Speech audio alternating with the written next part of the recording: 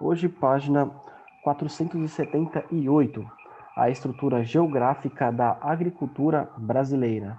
Os fatores naturais são relevantes para a agricultura. Entre os mais importantes estão o clima, o solo e o relevo. A tecnologia, que passou a ser muito empregada nas atividades agropecuárias, agricultura e pecuária, criação de animais, a partir das últimas décadas, pôde corrigir, amenizar ou potencializar os elementos naturais, mas não o substituir. Por mais avançada que seja uma tecnologia utilizada, os fatores naturais são insubstituíveis. O relevo brasileiro não apresenta grandes entraves às atividades agrícolas. Em razão da ausência de cadeias montanhosas, o domínio planático, que é plano e alto, favorece o cultivo graças às suaves ondulações da nossa geomorfologia. As principais áreas agrícolas do globo ocorrem majoritariamente em planícies: China, Estados Unidos, Índia e Europa. Mas no caso brasileiro, as áreas de maior produtividade incorrem em domínios planálticos, ou seja, nesses países ocorrem onde é planície, onde é plano e está no nível do mar. Já no Brasil não, no Planalto, que é plano e está acima do nível do mar. A diversidade climática é outro aspecto favorável, pois a extensão latitudinal do país permite a variação de gêneros. Em relação à linha do Equador, como passa pela linha do Equador, a gente está aqui abaixo, Trópico de Capricórnio, por exemplo, isso favorece também, por causa da questão do clima. Apesar de estar na zona intertropical do globo, boa parte, tirando nós e o resto do país, a tropicalidade brasileira apresenta variação. Assim, podemos encontrar subtipos climáticos como tropical típico, tropical úmido, tropical de altitude, semiárido, subtropical, originando, portanto, uma gama de variedades de gêneros agrícolas. A fragilidade da natureza geográfica brasileira se deve aos solos, já que há grandes extensões de territórios constituídas por solos ácidos e pobres em nutrientes orgânicos e que necessitam ser corrigidos ou umificados.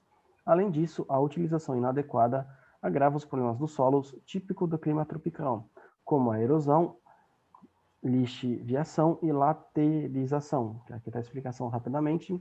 Lixiviação, perda de nutrientes do solo quando ele está desnudado e exposto à ação da chuva.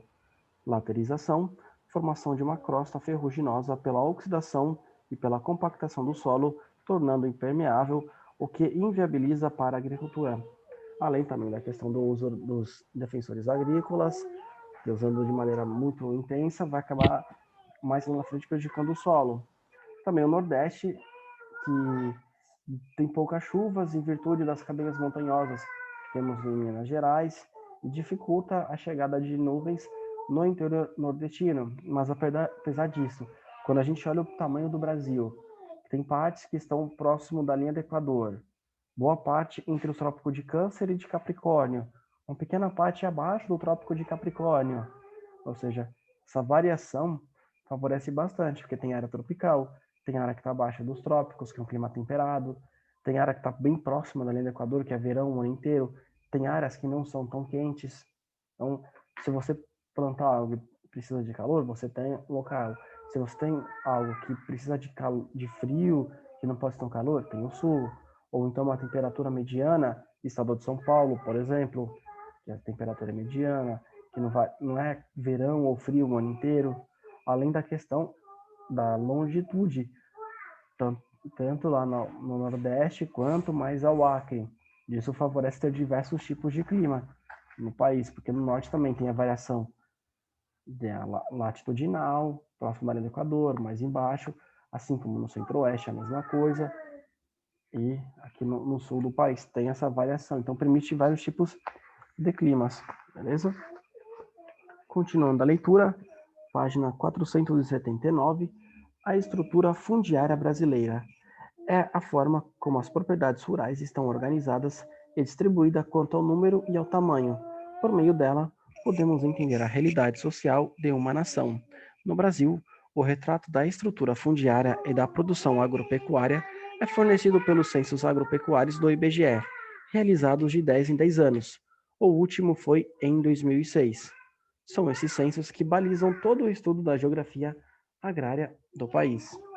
O último censo agropecuário, em 2006, acusou que no Brasil há 5,2 milhões de proprietários rurais, que ocupam quase 330 milhões de hectares, ou 3,3 milhões de quilômetros quadrados, pouco mais de 1/3 do território nacional.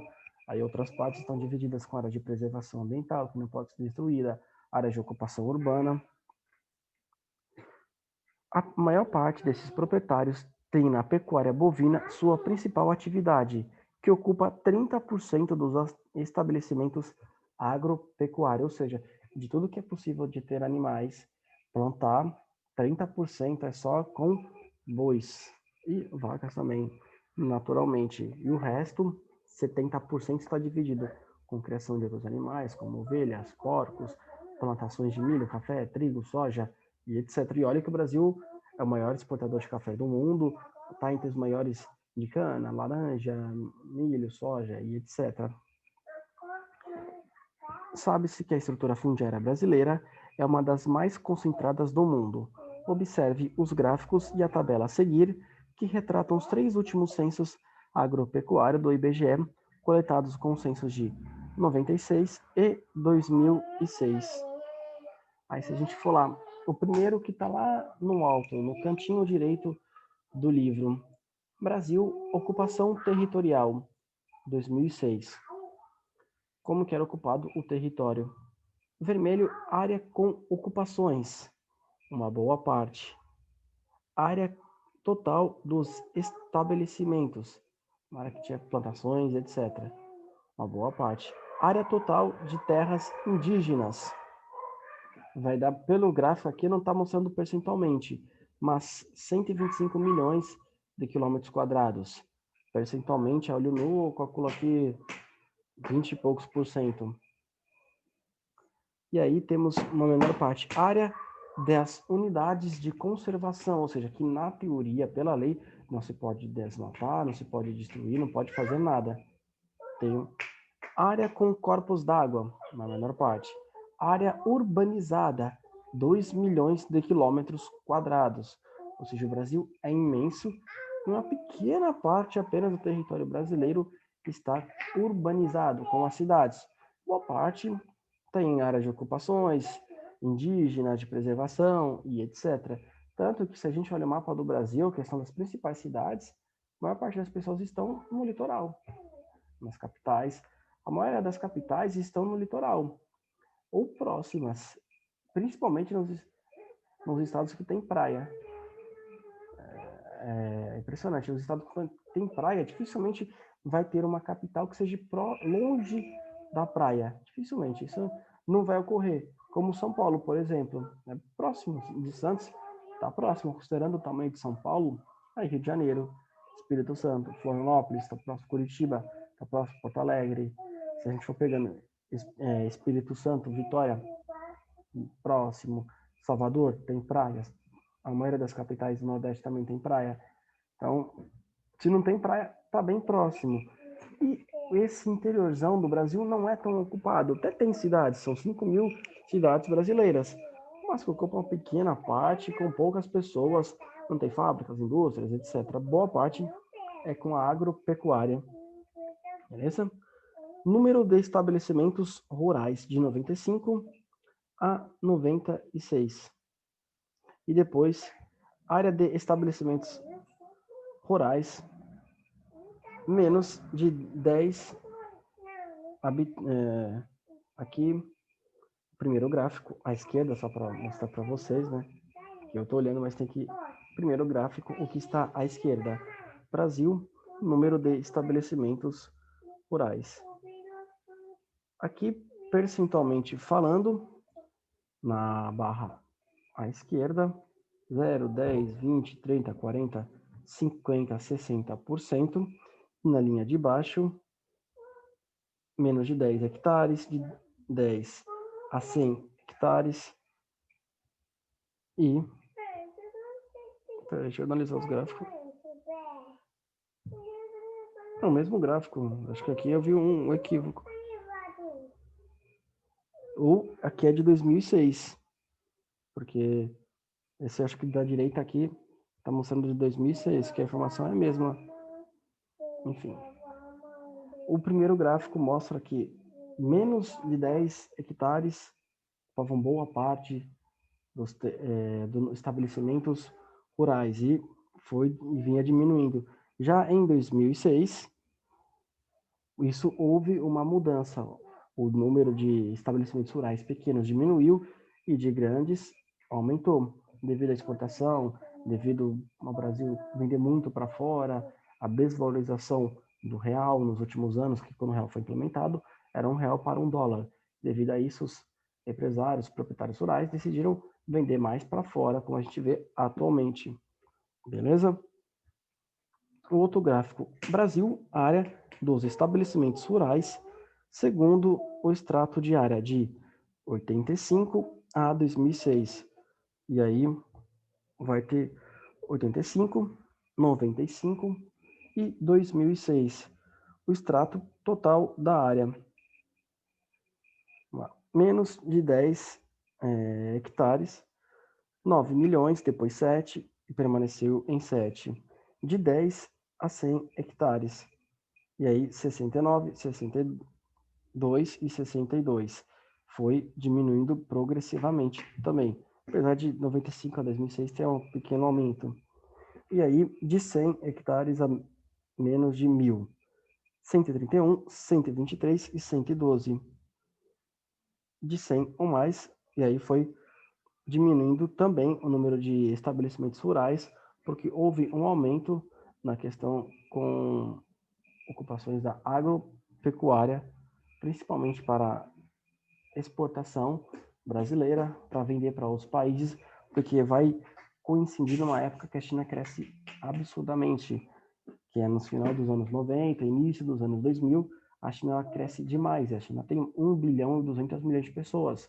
Ela compra bastante do Brasil. Tanto que nos anos 2000, a China passa a ser o principal país comercializador do Brasil, com quem o Brasil mais vende. Ela ultrapassa os Estados Unidos. O Brasil deixa de vender mais para os Estados Unidos e passa a vender para a China, porque a China estava crescendo muito, se tornou a segunda, hoje ainda é a segunda potência econômica mundial, e a China precisa comprar do mundo inteiro. Ela precisa comprar de quem tem terras para plantar, e isso ocorre no Brasil, ainda mais com a desvalorização do dólar. O Brasil passa a exportar muito mais e usar mais áreas para a criação de animais, principalmente para a venda para a China. Beleza? Virando a página, por gentileza. Página 480. A estrutura fundiária brasileira ainda é uma herança dos tempos coloniais, quando se iniciou a concentração de terras, com as capitanias hereditárias, que é passando de pais para filhos, pegava o Brasil, partes imensas do território brasileiro, dava para uma pessoa, e essa pessoa ia passar para o filho, para o neto, bisneto, etc. Ao contrário de muitos países, o Brasil não vivenciou uma ruptura histórica e de alteração do poder que levasse a uma reforma agrária efetiva. Se a gente pegar a história do país, comparando com outros países, não houve uma revolução, derramamento de sangue, como na União Soviética, como na China, como nos Estados Unidos, que teve uma guerra civil. A gente teve uma independência, graças a Deus não houve derramamento de sangue em comparação com os Estados Unidos, fomos independentes, tivemos uma monarquia, um império, fomos para a república sem derramamento de sangue, diferente da França, por exemplo, para tirar a coroa. Tivemos uma democracia, uma república, houveram períodos ditatoriais, Getúlio Vargas era militar, sim, houveram mortes, mas se a gente comparar termos revolucionários como Estados Unidos e França, isso não houve no Brasil. A França, para comentar a república, ela teve que derramar muito sangue, houve uma guerra, e os americanos, para se tornarem independentes, eles acabaram por derramar muito sangue, houve uma guerra civil americana. O Brasil tem esse orgulho histórico, a gente pode falar que não houve derramamento de sangue, não houve uma ruptura histórica, mas também não houve uma reforma agrária, porque não é fácil. Você vê, se tem terra disponível, aonde está, e der para a pessoa que realmente vai plantar. Beleza? Ao contrário de muitos países, o Brasil perdeu a melhor época para realizar a reforma agrária. diversas vezes prometida pelos governos, mas jamais cumprida. Hoje, certamente uma reforma agrária seria mais complexa, pois teria que se readequar aos moldes da agricultura moderna e não ser uma simplesmente distribuição de terra, considerando que o país conta atualmente com apenas 15% de sua população no campo, entre outros fatores. Indiscutivelmente, a reforma agrária é um dos assuntos mais delicados da cena política nacional e alimenta calorosos debates há década. Porque também não adianta, é difícil você ver quais terras não estão sendo usadas, quais terras a gente pode dar para as pessoas, para que essas pessoas realmente plantem, para que essas pessoas comercializem, sem pegar terra que seja de proteção ambiental, sem desmatar o Pantanal e outras áreas. Aí você vai dar as terras para pessoas. Essas pessoas vão ter os maquinários, equipamentos corretos para produzir em larga escala, em menor tempo, em menor espaço.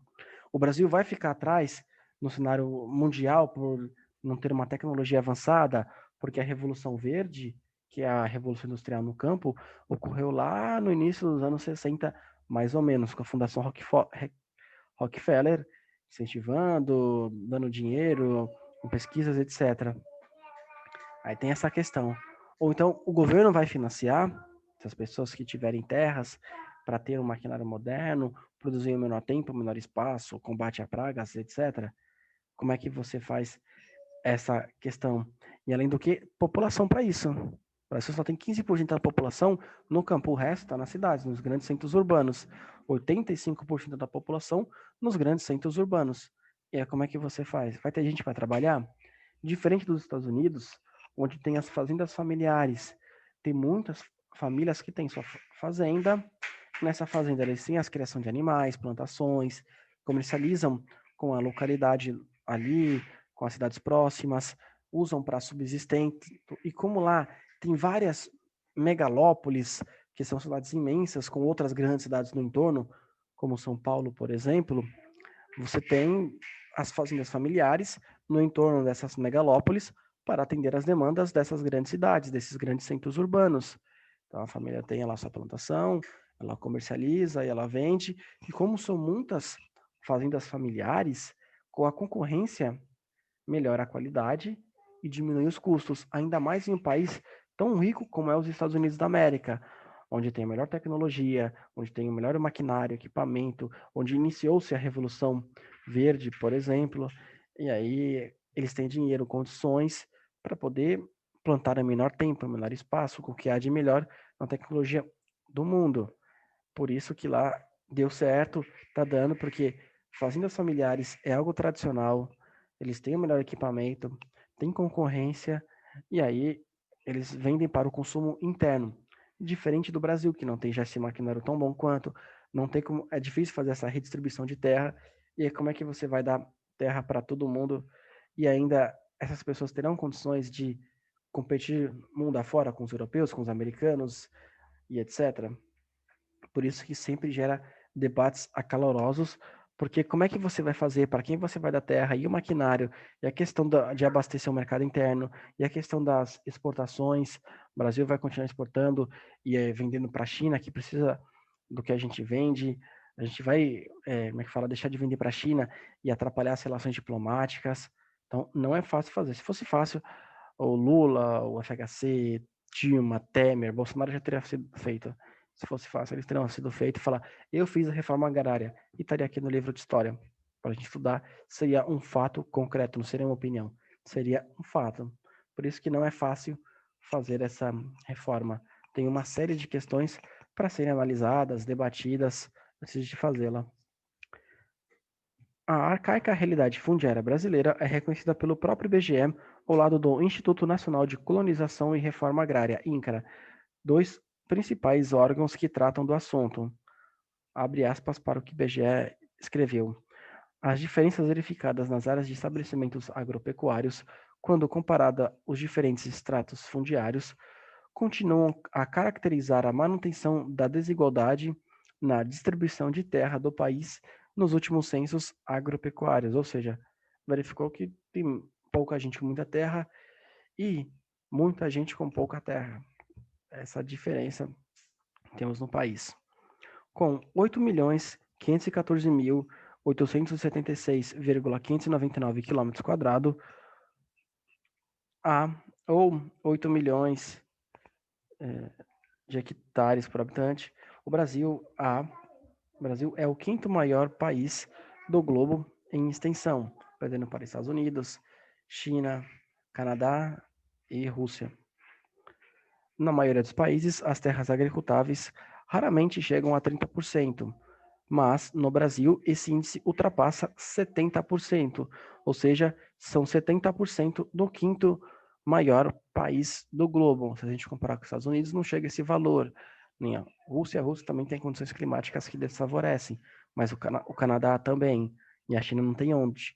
Mas nos países grandes, não chega a 30%, já o Brasil tem 70% mais ou menos de terra agricultável, ou seja, de 8 milhões, 4 milhões seria metade, mais ou menos 6 milhões de quilômetros quadrados só para plantações e criações de animais.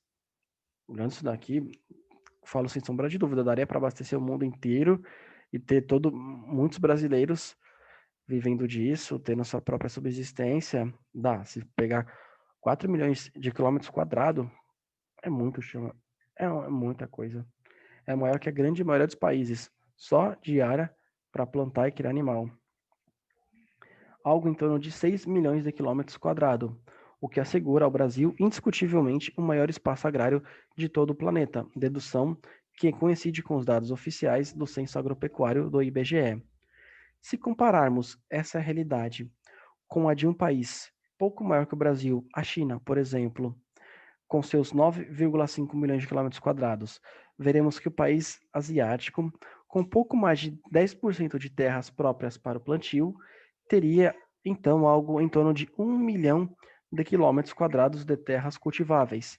Note quão maior seria o Brasil nesses termos, ou seja, se a gente tivesse menos terra agricultável, tivesse mais cidades, metrópoles, etc., nesse local.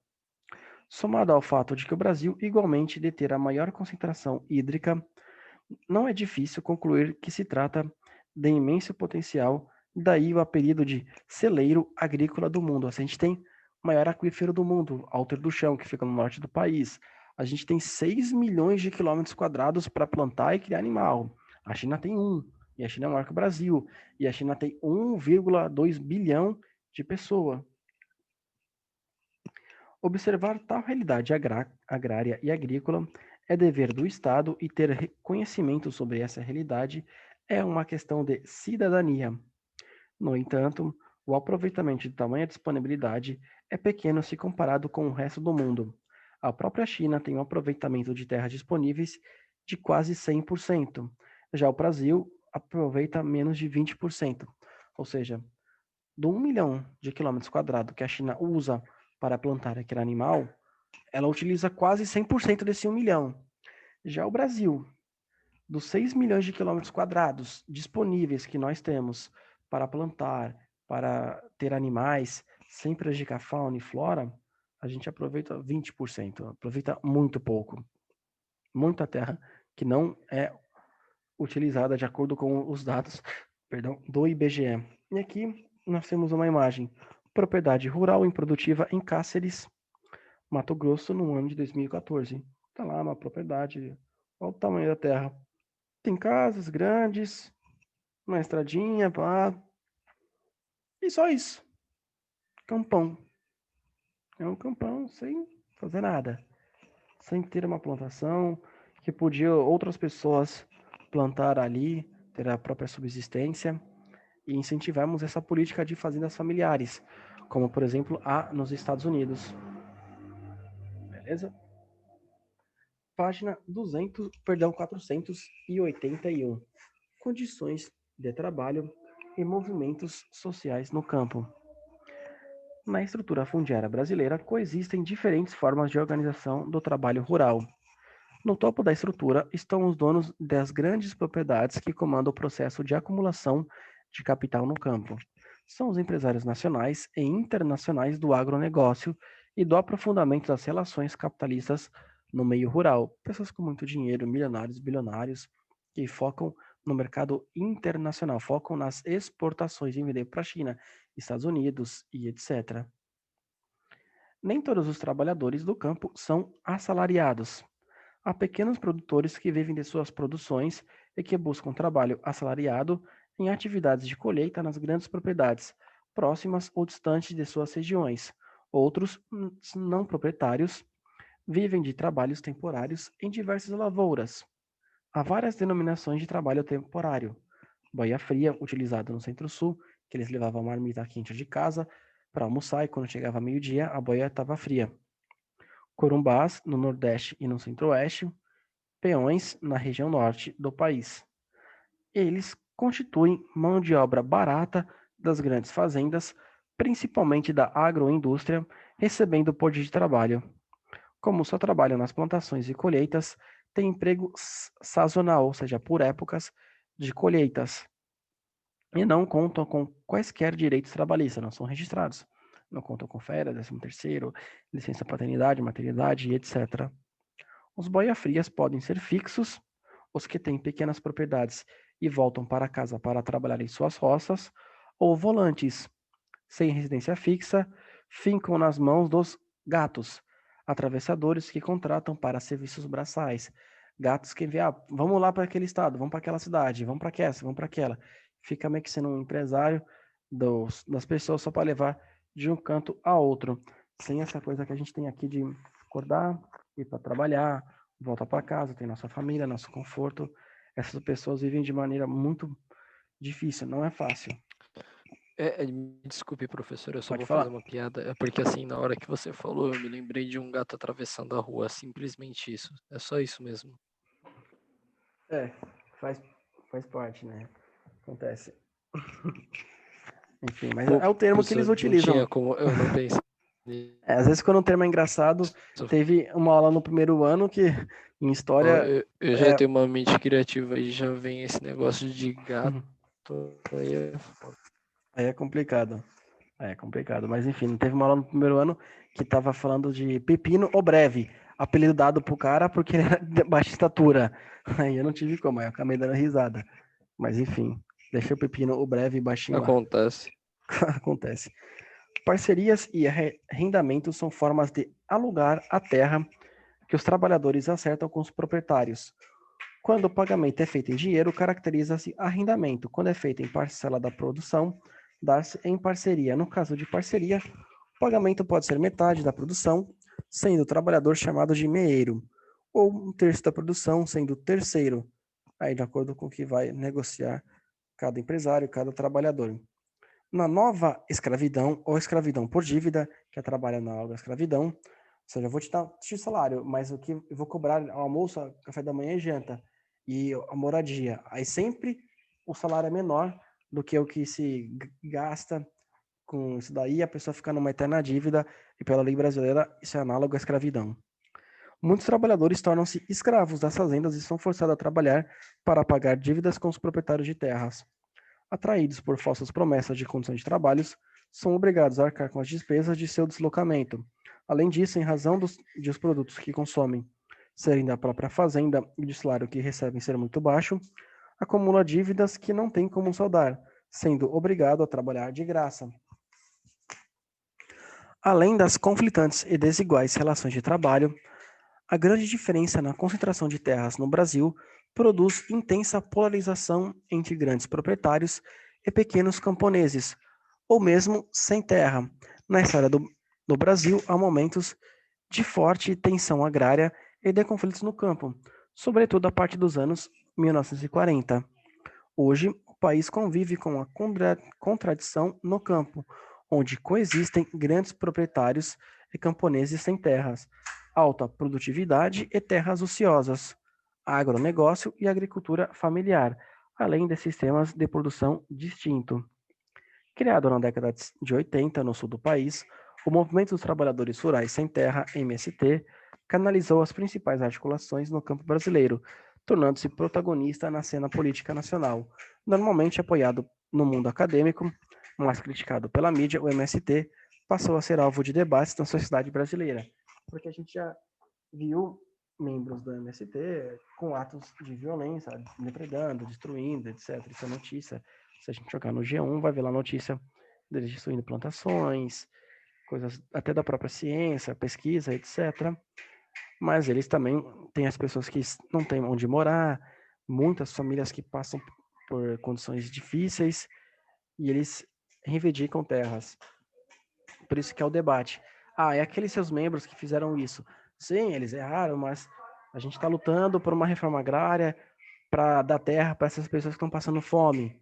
Então, há um debate eterno, porque de fato tem gente que precisa de terra para morar, para comer, mas também tem esses marginais, bandidos que acabam cometendo atos de vandalismo. E aí prejudica o movimento, que se não houvesse nenhum ato de vandalismo, terrorismo, certamente talvez tenham conseguido algo, ou o respeito de todos na mídia, do mundo acadêmico, das pessoas comuns. Beleza? Faltam apenas 4 minutos para acabar a aula. Não deu para eu terminar a expansão capitalista no campo. Então, o que está aqui na página 483, não vou cobrar de vocês, beleza? Não vou cobrar de vocês na prova. Só o que a gente viu até aqui. Beleza?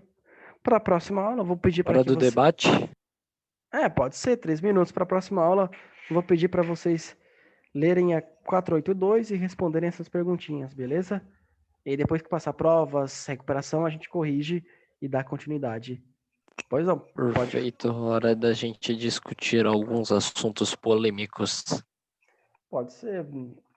Pode falar se tiver algum assunto, ou então um assunto Gente, alguém tem algum assunto em alta, sem ser esse questão do outro estrupo que teve também, da garotinha lá, porque, tipo, eu sei que agora tá tendo outra coisa que é sobre isso, então...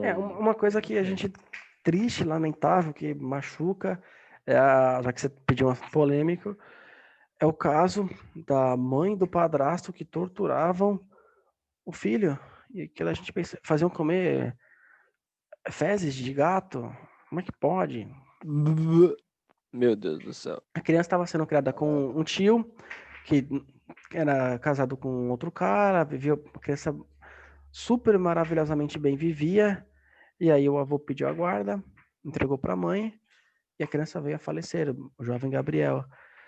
E a gente pensa como é que a mãe deixava acontecer isso, como é que um homem fazia isso com uma criança. E o interessante é que, assim, tinha era quem cuidava dele era o tio e um namorado dele, é isso? Isso, marido, Era um casal homossexual e isso. tinha E aí o avô tipo a guarda da pessoa, né? tinha. Aí o avô, por achar aquilo absurdo, imoral, como assim? O homossexual queria pediu a guarda, Machistas. é, Conta. pediu a guarda, como era avô, parente mais próximo, conseguiu, só que deu pra mãe. E aí a criança acabou vindo a falecer e E a descobriu os mãe tinha sinais. algum transtorno? Tipo, Na- algum problema mental? não sei se tinha. Se a mãe ou namorado. Porque, assim, existe o negócio que a gente pode chamar, a gente pode acusar alguém por insanidade mental ou por natural, né? A gente pode falar isso. O natural seria alguém consciente de saber que ele Tá tá fazendo. fazendo isso. Agora, a gente, quando usa a insanidade mental, é quando a pessoa não tem consciência. Por exemplo, alguém tem transtorno de depressão, crise de pânico, crise de qualquer outro tipo de crise, vamos supor. E isso fazia com que afetasse o garoto. Por exemplo, Tem que vamos ver a notícia, supor. tem que pegar pra. E aí Vamos, o vamos governo supor sofre, de repente, se a pessoa que tem a mãe tinha crise medo de do ansiedade, escuro. por exemplo. Entendi. Tipo assim, aí ela tinha medo do escuro. Aí vamos supor que eles estavam no mesmo lugar e o filho, não sei se já aconteceu isso com vocês, mas você tipo tinha uma pessoa lá, mas você apaga a luz, porque você esquece que a pessoa tá lá.